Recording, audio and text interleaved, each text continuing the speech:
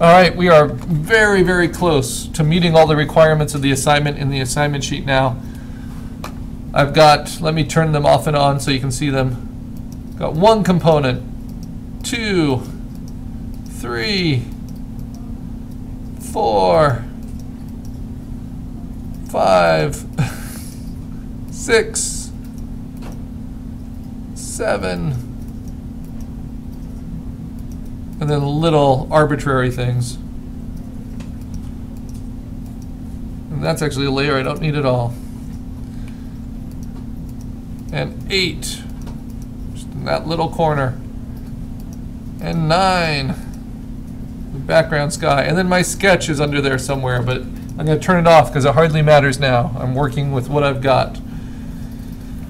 So I've got at least 5 elements. Oh. So I've got at least 5 elements arranged into a fantasy landscape of my own design that tries to be fairly believable in its placement, in its coloring, in its lighting, using other people's pixels, using found images at least 10 megapixels so that it will print at a high resolution. There's little places where I can make it more believable. For instance, I'm going to dodge the shadows just on the tips here, so they blend in, even though it's kind of a dangerous move because you can go back to solid black a little too easily. I need to because that light was so extreme. Okay, and then I'm going to, let's see, take this rock, dodge the shadows just a touch more there, intensify them. I think that's too strong. So here's a tip, because we almost always do it too much. You can always duplicate the layer and then do your dodging and burning on top of it, because we tend to overdo it, and then take the opacity down to blend it in. That might be helpful to you. And then same thing with dodging. Brighten that tip a little bit. So these were my latest layers. I just want them to live up to what everything else is.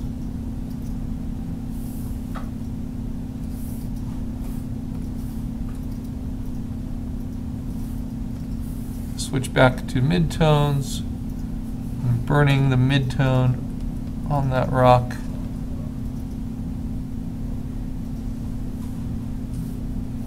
There we go.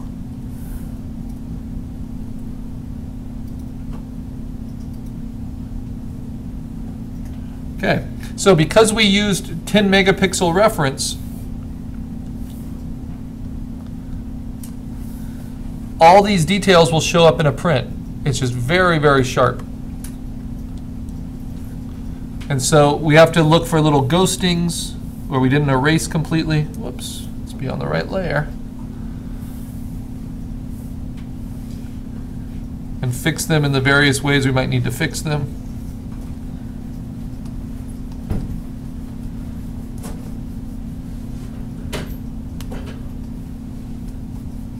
And then I'm going to show you some special effects. But this really could be it if I wanted it to be. This could be all that we needed.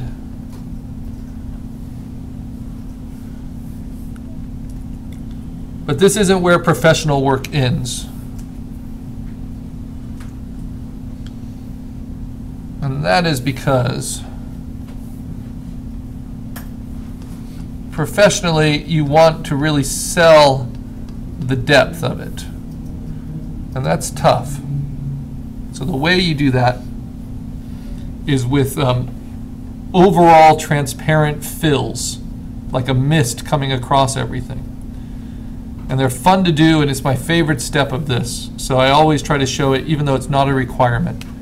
But you'll see how helpful it can be.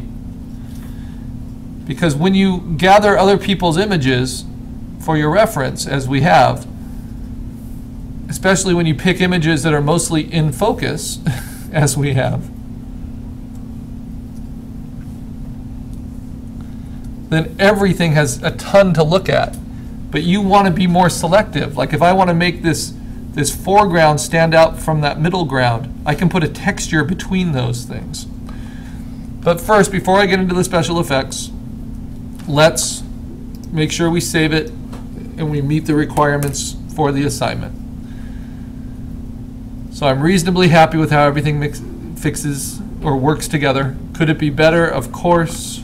I'm going to keep seeing things I can work on. For instance, I could take this layer and play with its color balance and knock back that yellow a little bit, especially in the highlights.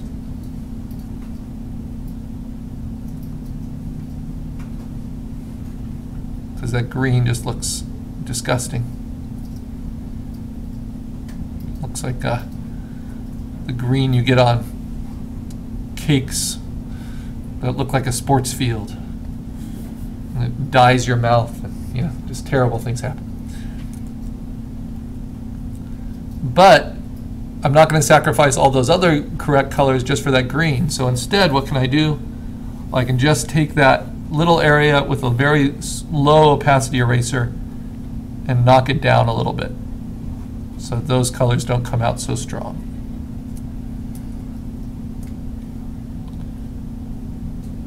And maybe that will bring my architecture out. But I don't want it to bring my sketch out. So it's just right there.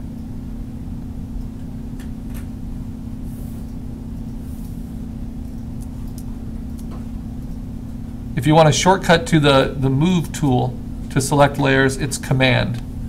Just hit Command while you're doing brush or erase, and it will switch right to the Move tool.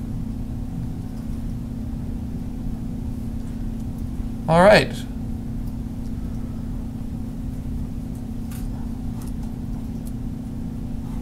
Yeah, this is mostly working really well. Some of these plants aren't needed. Get those out of there. Let other things shine.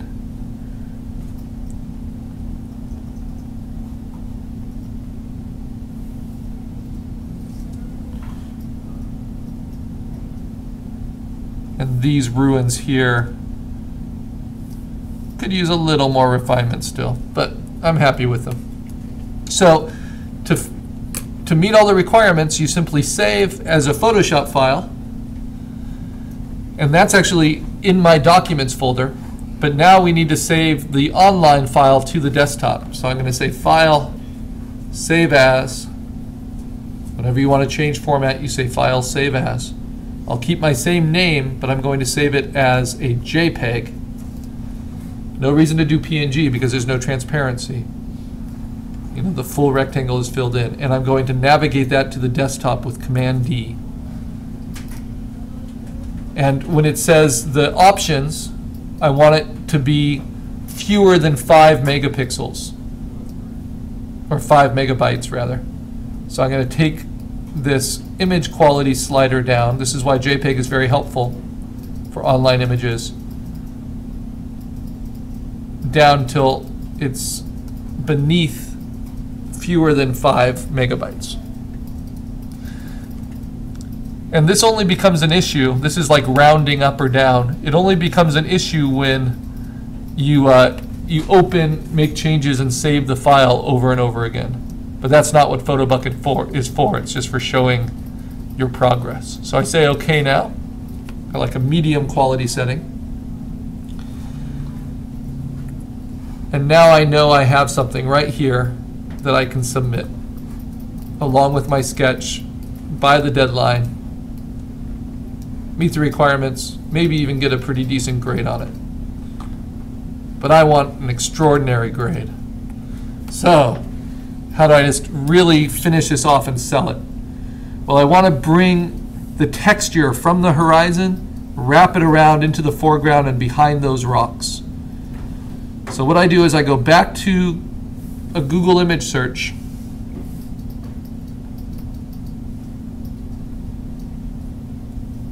and close these tabs.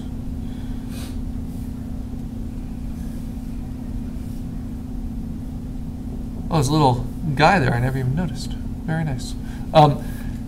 And instead of searching for specific objects or criteria, I'm just going to look for mist. Or if you're doing a desert scene like a sandstorm, or clouds if you're doing a volcano, soot. But I'm just going to look for a mist texture fill. I still want it larger than 10 megapixels, but it actually doesn't need to be. So I'm going to specify even more. So moisture texture fill. I want like the air to be heavy with moisture. But I'm going to say not larger than 10 megapixels, just large, because this is meant to be very, very soft.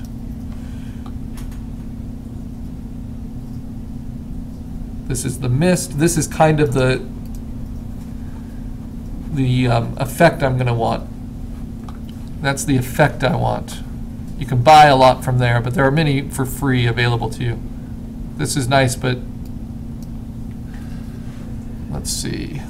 Water mist.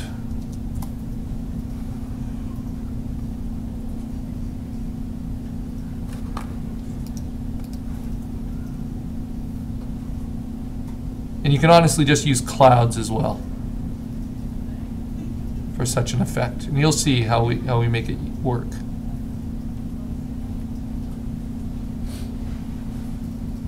Nothing too sharp.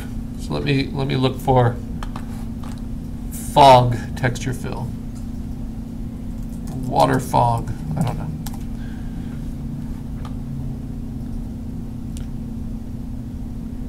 And I don't need to put texture fill in my search terms. That's just usually what designers use for it. That's pretty nice. Okay, so I'm opening them in new tabs. These full-blown textures you can buy. That's a good one right there. Always look kind of cheesy, so it's nice to source them from parts of other photos that are high enough resolution. Be careful of watermarks, though. This is quite nice too. Okay, so I've got a lot of options here.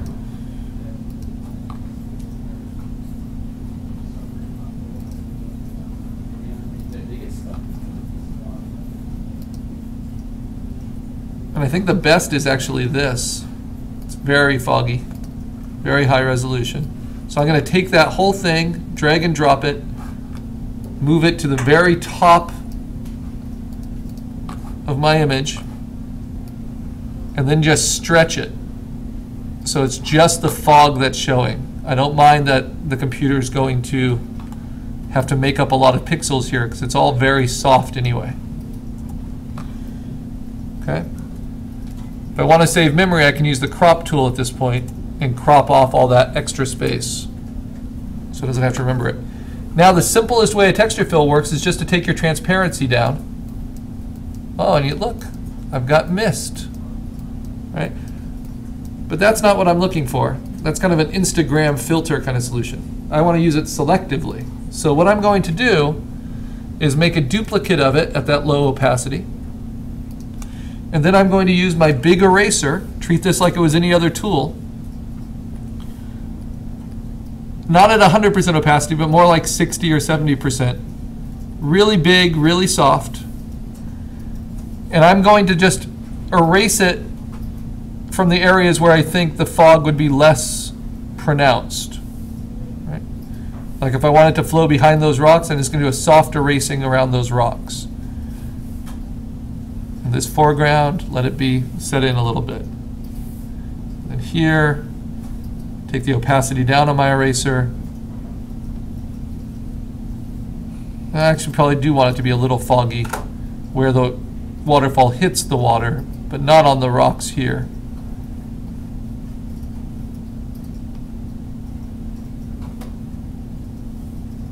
But I do want it a little foggier up in the hills.